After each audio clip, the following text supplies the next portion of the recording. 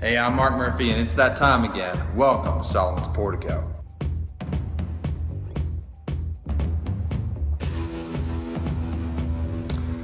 Well, yesterday I was talking to the fifth graders, at least the ones who had just graduated fifth grade. They'll be coming up to sixth grade this next year, so they'll join our youth group. But I have them for VBS this week, and yesterday one of them asked a very interesting question. And the question is, but isn't it a sin to hate? Let's talk about that. All right, today we find ourselves in Proverbs chapter 8. Let's take a look at this particular verses down here. First of all, it personifies wisdom, right? It says, I, wisdom. So imagine that wisdom is like a person here. So the person of wisdom says, I, wisdom, dwell with prudence, and I find knowledge and discretion. And then get this. The fear of the Lord is to hate evil. Pride and arrogance and the evil way and the perverted mouth I hate. I is wisdom. So wisdom hates the path of pride, the path of arrogance, the path of evil, and the perverted mouth. And then it goes on to describe the benefits of wisdom. But look at that. The fear of the Lord is to hate evil.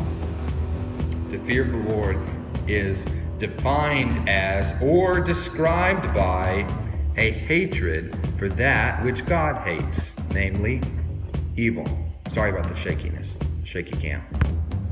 So you can see, at the very least, a hatred of evil is going to be caused by a fear or reverence for God in your life. If you truly fear God, if there is a reverence for the holiness of God, then when you encounter sin in your own life or sin in another person's life, it's going to cause a hatred for that sin. Now, if you truly honor and love God, you will love the people that He has made in His image. The Bible tells us that we ought to love our neighbor as ourselves, and that includes everybody that you encounter, and it includes your enemies. You know, the people that have done you wrong, and it includes the people that have done your family wrong, people that have done your country wrong, the people that have done you wrong. Jesus, when He was being nailed to that cross, He forgave the people that were in the process of killing Him. So He showed love even to the end. But don't think for one moment that He doesn't have a holy hatred for that which is evil.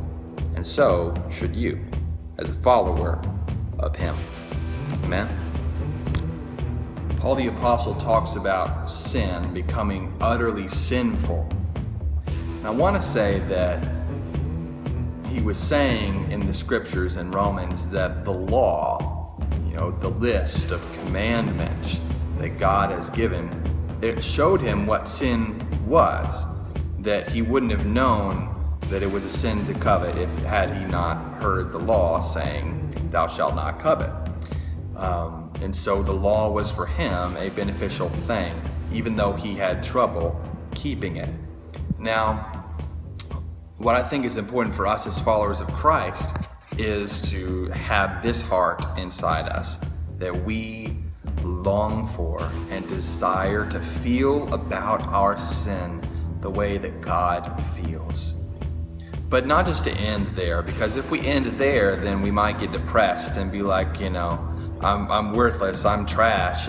But no, because even though God hates our sin, He loved us enough to purchase our freedom from sin with His own blood. So then our next step is to say, you know what? I hate this sin. God, in your name and in your strength, I will walk as a free man, free from this sin which I hate so very much. Proverbs is one of the wisdom literature books in the Bible. It's known for its wisdom, and that's one of the reasons why we're going through it. But if there is any topic that you are seeking wisdom on, or that you think the world might be helped if we did a video on that, please just leave a comment about that below. And as always, if you enjoyed the video or if it was helpful to your walk with Christ in any way, please leave a like, a comment, and especially subscribe. As always, until next time, stay frosty, my friends.